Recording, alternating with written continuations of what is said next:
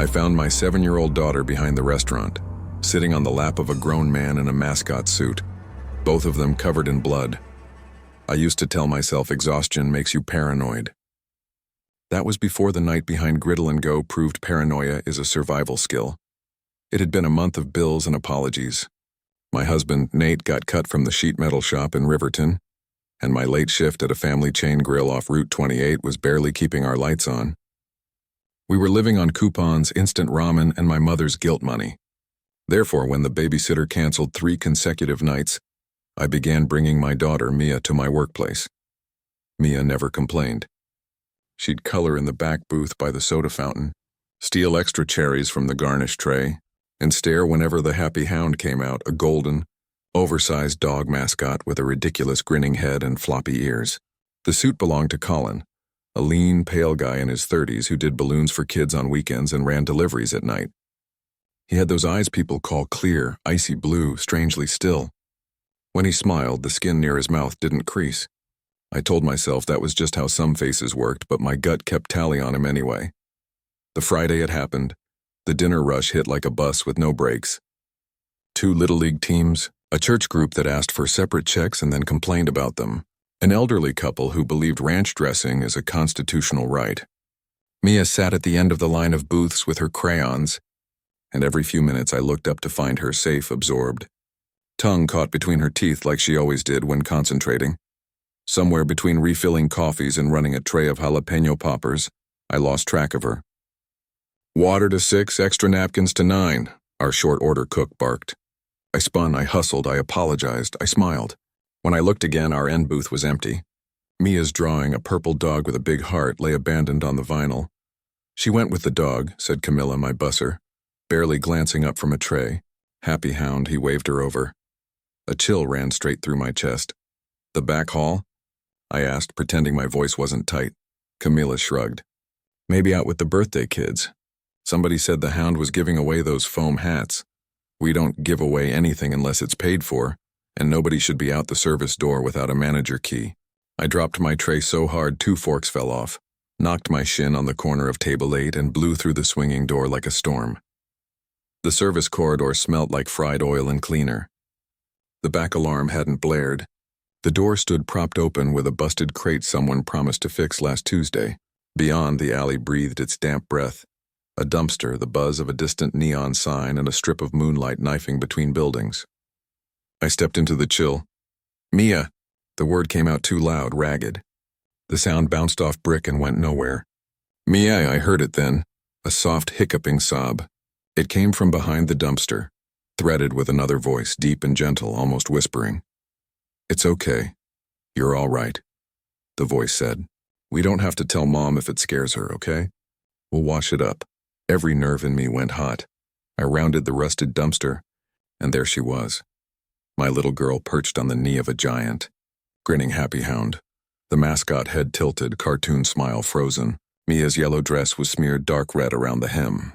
The paws, those stupid plush paws, were stained too. I didn't think. I reacted. My hand closed over a broken brick near the wall. I hurled it. It thudded against the mascot's shoulder and the head wobbled. "Get away from her!" I screamed, already moving and grabbing Mia under her arms, my own breath loud and ugly in my ears. "You sick. If you touch her again, I'll—" The mascot didn't move toward me. He lifted his paws, palms out, then reached up and yanked the dog's head off. Colin blinked at me, eyes wide, face pale under the alley light. "Lena," he said, calm but breathless. Don't freak out. Look," he pointed. I would rather not look. But it was right there, 3 feet away, half in shadow. A raccoon round as a small dog, its fur matted and glossy with blood. One leg lay at an angle that made my stomach flip. It twitched, then didn't. Mia sobbed into my neck. It grabbed me, Mommy." The object came out of the box. It was in the box. Box? My mouth was dry. Colin swallowed. Somebody left a produce box by the dumpster. She peeked inside. The raccoon, he looked at his hands. I pulled it off her. It bit my glove and, well, I saw it then through the fog of panic. Not strange red patterns in paws, but ragged tears through fake fur. Underneath thin leather gloves with puncture marks. Blood smeared where he'd slapped the thing away. On Mia's dress, there was not a spray of violence, but rather a drag mark where the animal's weight had scraped against her. He could have said, "See, I told you." He could have been angry. He just stood there, shivering a little, holding the ridiculous dog head under his arm, and waited for me to breathe. I did. I breathed. My whole body trembled. The word stuck in my throat, bigger than any apology. "I'm sorry." Colin glanced down, then back at me. His mouth tried a smile and made something gentler. "Better you throw a brick than do nothing." We cleaned. In the dish room, Camilla made a station with warm water and paper towels. Mia had shallow scratches on her calf and a ragged snag through her tights where the box's staple had caught. The blood looked worse than it was. We called urgent care Riverton anyway, and the nurse said to come in for a tetanus booster and watch for fever. I signed an incident report with shaking hands. The manager hovered, reading, then stepped close enough for me to smell her coffee and said quietly, "I'm glad he was there." I nodded without looking at Colin, my face burnt. Later, after the rush finally thinned and Nate texted that he was stuck waiting for a jump because his truck wouldn't start, Mia, with her fingers still sticky from the free chocolate milk, leaned against my side in the booth and fell asleep. Camilla snuck her. Colin took a blue rag to the side door where I'd left greasy fingerprints. When he came by to check if we needed anything, I lifted my chin. "Thank you," I said, meeting his eyes, "for being there when I wasn't." He nodded once, small and careful, like any bigger motion might spill something. "I know how I look in that thing," he said. "People cross the lot when I'm on break." "I get it," I told him I was wrong. He told me that no mother is ever wrong about that, and we both pretended that the conversation didn't hurt. I thought that was the end of it. But stories rarely end where we want them to. 2 nights later, the raccoons were back, or something was. The lid to the dumpster sat crooked, and greasy paw prints tracked the top. I walked Mia to the car at closing, the lot quiet, and saw eye shine at the edge of the woods. My heart raced as it had in the alley. I strapped Mia in and locked the doors, feeling stupid and necessary at the same time. A week after that, I found a taped note on the back door. Not a prank note. Not a kid's doodle. Just one line written in block letters with a marker that had bled a little into the paper. "See how fast a shadow can look like a wolf." I showed it to our manager. She sighed, said teens were bored, and tossed it in the trash. I took it back out after my shift and slipped it into my apron pocket. Because the letters had a slant I recognized, a patience to them. Colin's writing on the schedule board looked like that. Paranoia can be a survival skill, but it can also lie, and I didn't like not knowing which it was. I watched him for days. Not because I suddenly didn't trust him again. It was not because I couldn't understand him, but rather because I wanted to. He came early. He stayed late. He swapped the dog head for dish gloves, mopped behind the line, and fixed the squeak in the soda lever with a little food-safe grease from his bag. He never touched a tip jar. He brought a paperback and read it standing up during lulls, something with gold letters that looked like poetry, because he never turned the pages fast enough for it to be anything else. And he flinched when the manager clapped near him, like noise had hit him instead of air. The Friday after the note. Just before 8, the Little League teams returned. The same church group, the elderly couple who believed ranch is a right. The door kept chiming. The line snaked. Mia tugged my sleeve. "Mom," she whispered. "Where's Happy Hound?" "On break, baby." He promised to show me the balloon flower. After the dinner rush, I said, "Promise." The kitchen printer spat tickets like an angry god. The grill hissed. Someone spilt an entire pitcher of sweet tea over the end booth, and a dozen napkins died as heroes. Amid that chaos, a sound threaded through the noise that didn't belong. The hollow pop of the back door when the crate slips and it closes wrong. I looked up. Camilla was at table 12. The manager was arguing with the ranch couple. No one stood near the hall. I was moving before I knew it. I pushed through the swinging door, down the corridor that smelt like fryer oil and cleaner. The back door sat crooked in its frame. The alley lay beyond, a thin black strip of moon, the dumpster like a hunched shoulder. "Colin?" I called before I could stop myself. No answer.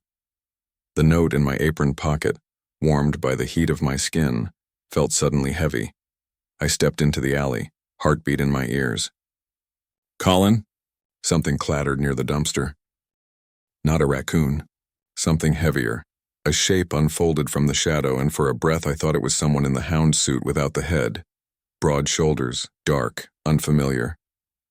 Then it stepped into the aisle of light, and I saw the truth. Not a person standing, but two, one behind the other, the second holding the first by the collar. The one in front swayed. The one behind breathed hard. Colin's voice came out strained. "Stay inside, Lena." The man he held was older, maybe 45, with a scraggly beard, a torn jacket, and eyes bright with the wrong kind of attention. Grease streaked his cheek like war paint. His hand had a box cutter in it.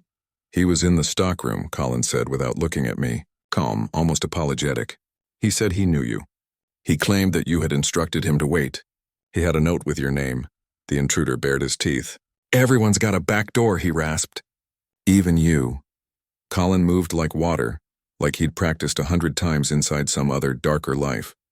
He twisted the man's wrist. The box cutter clattered on concrete. He didn't hit him. He didn't shout. He just contained him. One arm across the chest, one hand on the wrist until the manager arrived with her phone out and her voice shaking, and the sirens stitched themselves toward us from Riverton. I stayed with the hostess stand while police lights broke the alley apart. Customers pretended not to watch.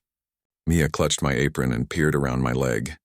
The little boys in jerseys whispered about superheroes. The ranch couple requested extra ranch dressing. The officer who took my statement asked if I knew Colin well. "He used to do event security," she said, like she was answering her question. That one knew what he was doing. When the alley finally emptied and we started pretending the night was normal again, Colin came in through the back, not wearing the dog head. He paused when he saw me and Mia. His eyes, clear and still, didn't blink for a second longer than usual. "You found the note," I said, pulling it out because I was done pretending. He glanced at it and shook his head. "Not mine," I believed him. I hated how much I wanted to believe him and how quickly the belief rushed in when it found the smallest shelf to rest on. "I'm tired of being wrong about people," I said, voice low. He smiled in that careful way, the corners of his mouth choosing kindness over cheer. "We're all wrong until we aren't." That night after closing, I walked Mia to the car slowly, like the parking lot was a river I didn't want to disturb. The woods at the edge of the property exhaled a cold mist. Nate's truck headlights swung in from the highway, and I waved him down with the relief of someone who has lived inside a held breath for far too long. When I looked back, Colin was at the service door, holding the frame, Hound's head tucked against his side like a sleeping pet. He lifted his free hand in a small wave. I lifted mine. I thought about all the names I'd given my fear: pervert, creep, monster, and how easily it had wrapped itself around the wrong man while the right danger tested the back door. People think horror looks like a mask. Occasionally it does. However, at times the mask represents safety, while the true horror is the person who knows your name without having been introduced. I don't bring Mia to work anymore. Not because of Colin. I finally learned to discern which voice I should listen to. Paranoia can be a survival skill, so can gratitude. And if I've learned anything in a month of bills and apologies and alleyways, it's this: a shadow becomes a wolf only when you look away.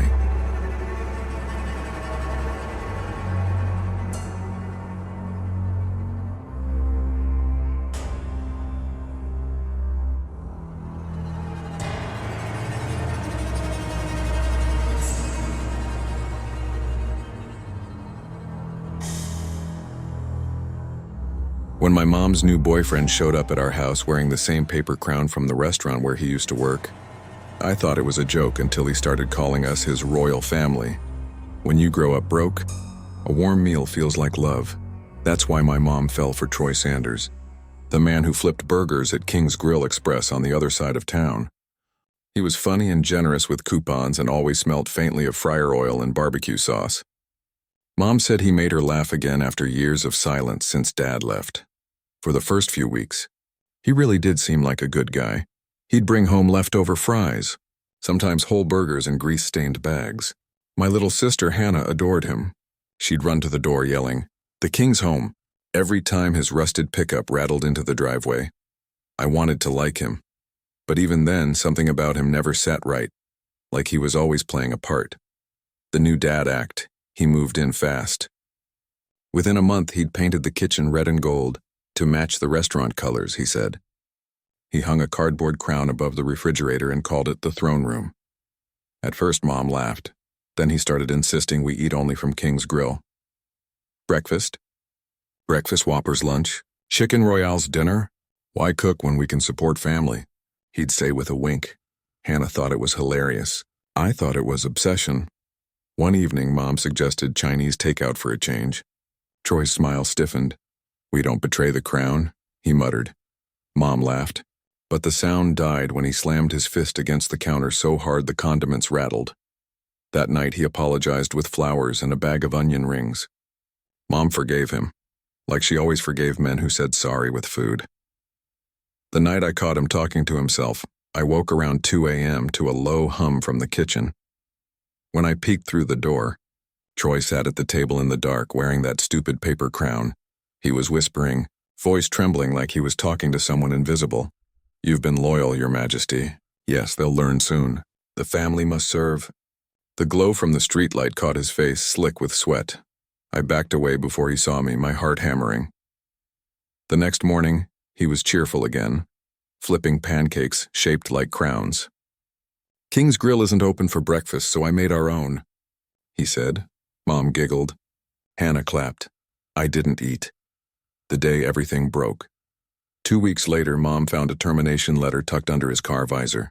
He'd been fired for stealing food supplies, cases of buns and frozen patties. She confronted him. He swore it was a mistake, that his manager hated him. Then he vanished for 3 days. He came back smelling like smoke and grease, a heavy duffel bag slung over his shoulder. Where's Hannah? He asked, voice low. Upstairs, Mom said. Troy, you need help, he smiled. Help? No, honey. I brought dinner. From the bag he pulled out a mascot head, the giant foam crown with a smiling cartoon king face. Its grin was smeared with something dark that wasn't ketchup. Meet your ruler, he whispered, sliding it onto his head. Mom screamed. I grabbed Hannah and ran for the stairs, but he was faster. He blocked the hallway, wobbling under the heavy mask. You'll eat what I make, he said through the plastic smile. You'll obey the king. Mom threw a vase. It shattered against his shoulder. He didn't flinch. He lunged for Hannah, but the oversized head tilted, blinding him long enough for me to shove him back into the wall. We bolted out the side door barefoot into the cold night, sprinting toward Mrs. Patterson's porch 2 houses down while Mom called 911. Behind us came a sound I'll never forget. The wet crunch of glass as Troy punched through our kitchen window, still wearing that monstrous crown. The aftermath, police found him wandering the street an hour later, bleeding from his hands, muttering slogans from commercials. He was committed to a psychiatric facility upstate. They said he'd suffered a psychotic break, maybe worsened by drugs, maybe by stress. Mom never visited. She sold the house, dyed her hair, and started over in another town. Hannah still won't eat burgers. As for me, I thought it was over, until last month. I was closing at the cafe where I work now, Bean and Brew Diner, a small, quiet place near the highway. The drive-thru camera flashed. The motion sensor caught someone in the lot. I figured it was a raccoon. Then the speaker crackled, and through the static came a voice I hadn't heard in years. Order for the royal family. My hands froze on the counter. The line was dead silent except for the faint hiss of an engine idling. I stepped to the window and looked out. No car, just a paper crown sitting neatly on the sill. Grease stains forming a smile. Moral love can taste like comfort food, warm, easy, familiar. But sometimes the thing feeding you is the same thing that's been starving for control, because once someone decides they're the king, everyone else is just part of the meal.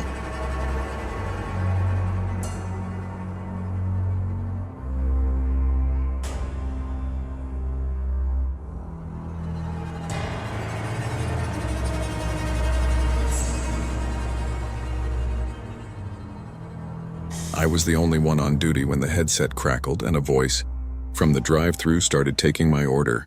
They say the graveyard shift at Midnight Diner. 24 to 7 is easy money. It isn't. It's just lonely. Our franchise sat at the edge of Red Hollow, a half-abandoned mining town 2 hours outside Phoenix.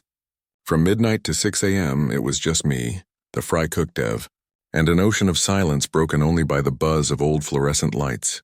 At night, even the highway forgot us. The owner liked to brag that our building used to be an office in the 70s. cheap rent, solid bones. What he didn't mention was the rumor. A night security guard had shot himself in the back room after 3 weeks alone. I never believed in ghosts. But that changed fast. The first night alone. That Tuesday, Dev called in sick, leaving me solo. It was past 1 a.m. when the wind picked up, rattling the big glass windows. I was scrolling through my phone when the drive-thru bell pinged. A single high chime that meant a car had just pulled up. I straightened my headset. "Welcome to Midnight Diner. What can I get you?" No response, just static. "Hello?" Then faintly, "What would you like?" The voice sounded like me. A perfect copy, only deeper, like it had come through a long tunnel. I laughed nervously, figuring Dev was pranking me through the intercom line. "Very funny, man." Silence again. Then the screen flashed. The order display lit up by itself.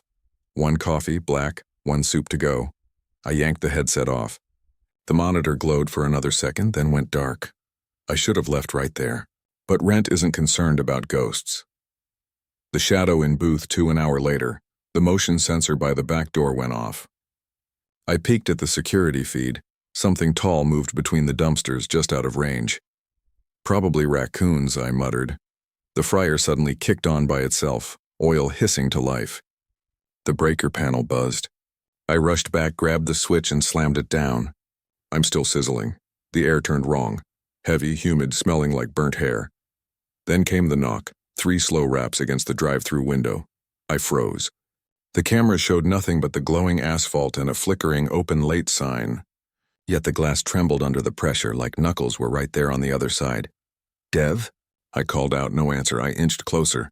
Through the reflection I could see myself, pale, scared, with a headset hanging around my neck. And behind that reflection, just over my shoulder, a second figure. I spun around, empty. Chris arrives. At 2:30, my boyfriend Chris texted, "Are you still alive? Want company?" "Please," I replied. 15 minutes later, his beat-up Honda pulled in. I nearly cried at the sight of headlights. He came inside, shivering. "What's wrong?"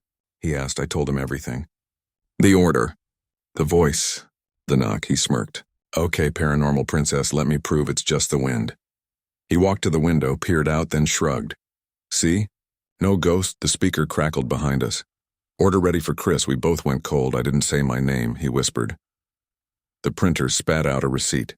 On it, in perfect block type, total 0.0. Thank you.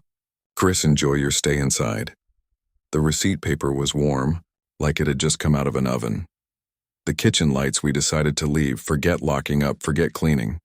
I grabbed my keys, but the overheads began flickering in sequence, moving from the dining area toward the kitchen one by one, as if something was walking under them. Chris backed toward the exit. "Hurry!" The fryer roared again, oil bubbling furiously. Steam clouded the air. In the swirl of grease and smoke, I saw movement. A silhouette standing in the kitchen doorway. The figure was too tall to be Chris and too still to be alive. The lights blew out. Something wet hit the floor beside me. A drop. Then another. When my eyes adjusted, I saw footprints forming in the grease. Bare. The footprints were heading directly towards us. "Out. Now." Chris yanked my hand. We bolted through the front door, sprinting across the lot to the car. He jammed the key. The engine sputtered, then caught. As we sped off, I glanced in the rearview mirror. Through the diner's wide window, the order screen flickered back to life. Letters appeared on the order screen against the blue glow. "Come back when you're hungry." Aftermath, we told the manager. He laughed it off, said the old intercom wires sometimes cross voices. He replaced the fryer timer, fixed the breaker, and installed new bulbs. I quit 2 days later. A week passed before I went back, just to grab my last paycheck. The new hire, a nervous kid named Owen, said he'd heard something weird too. "At night," he whispered, "the headset talks first. Says hello before you do." I asked him to burn the place down. That evening, scrolling through local news, I found a buried story. Former office guard for Red Hollow. Energy found dead in 1979. Suicide after recording strange voices on night shift. They never tore down his security booth. They built the drive-thru on top of it. The return, it's been 4 months. I've moved to a different town and started a new job that doesn't require night shifts. But every so often, my phone buzzes with an unknown number that displays as Midnight Diner 24/7. When I answer, the line is silent, then I hear my voice ask, "Would you like that for here or to go?" I hang up every time, but the last call 2 nights ago ended differently. The voice sighed, my sigh, and whispered, "Your order's still waiting." Lesson: some jobs never clock out, and sometimes when you speak into the void gets hungry enough to answer back.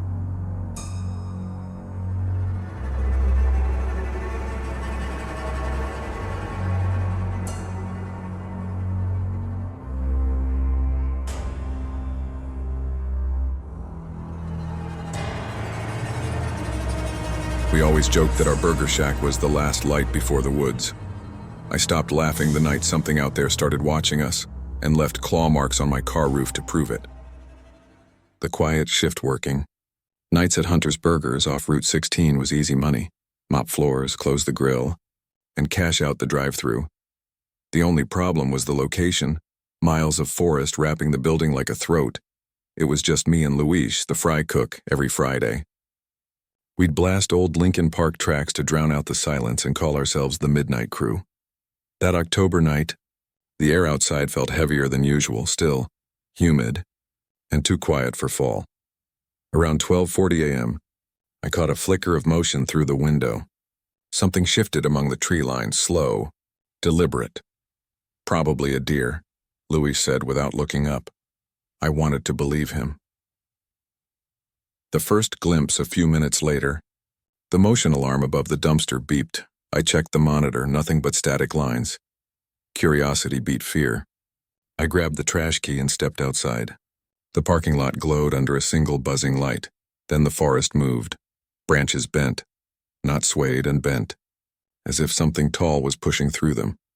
I stood frozen, one foot on the pavement, the other halfway toward the door. That's when I saw it. A shape crouched on a branch, maybe 15 feet up, hunched and still. Too faint, pale eyes caught the light and blinked out. The silence afterward was so complete it rang in my ears. I stumbled back inside, bolted the door shut, and informed Luis about what I had seen. He rolled his eyes. "Bro, you've got to stop watching those creep videos."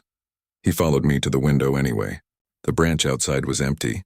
I started to think I'd imagined it. Until the power flickered. The power cut, the lights dropped to a sick orange glow from the emergency exit sign. Fryer hissed once, then silence. "Breaker trip," Luis muttered, grabbing a flashlight. We went to the storage hall near the back door. As he opened the panel, something scraped the outside wall. Long, slow, like metal dragged across brick. Luis froze. "You heard that?" There was another scrape, but this time it was higher in the air. 3 thuds echoed on the roof. I whispered, "Maybe raccoons?" He stared upward. "That's a damn bear, not a raccoon." Before we could move, the roof above us buckled, dust sifting down. A heavy figure crossed overhead, pacing, sniffing. Each step groaned through the metal sheet like bones creaking. Luis killed the flashlight. We held our breath. The footsteps stopped, right above us. Something exhaled, long and wet, through the vent grate. "The escape run," I mouthed. We bolted into the kitchen. The fryer suddenly hissed back to life, oil bubbling on its own. The thermostat flashed random numbers. I grabbed the keys from the counter. Luis sprinted ahead, yanking the door. The parking lot light flickered. A shadow crossed it. For a split second I saw it clearly. Tall, gray-black skin stretched too tight. Knees bending the wrong way, head tilted as if listening. Its mouth wasn't a mouth, just a split red light. Luis screamed and jumped into my car, and I followed. The roof dented as soon as I hit the ignition. A deafening thud. The whole car shook. "Drive!" he yelled. I slammed the pedal. The tires squealed, throwing gravel as we tore them out. Something scraped down the back windscreen. Claws carving lines that smoked in the heat of friction. We didn't stop until we hit the gas station 10 miles away. The morning after, when the sun came up, we returned with the manager and a deputy. No prints, no broken roof, but the car, my car, had 4 jagged gouges from the roof to the trunk, with metal peeled like skin. The deputy said it looked like vandalism, maybe kids with tools, he offered. I showed him the footage from the security DVR. The camera had glitched at 12:41 a.m. White noise until 1:16 right before it cut out. A single frame showed up. A blurred silhouette crouched over the dumpster, head cocked sideways, with a glowing red slit where its mouth should be. The note: we quit the next day. Hunter's Burgers never reopened. The owner claimed electrical fire. 2 weeks later, a letter showed up at the diner where Luis found new work. No return address. Just a napkin inside, greasy and crumpled. Scrawled in shaky ink were 5 words. Still hungry. Still outside. 7, truth or fear.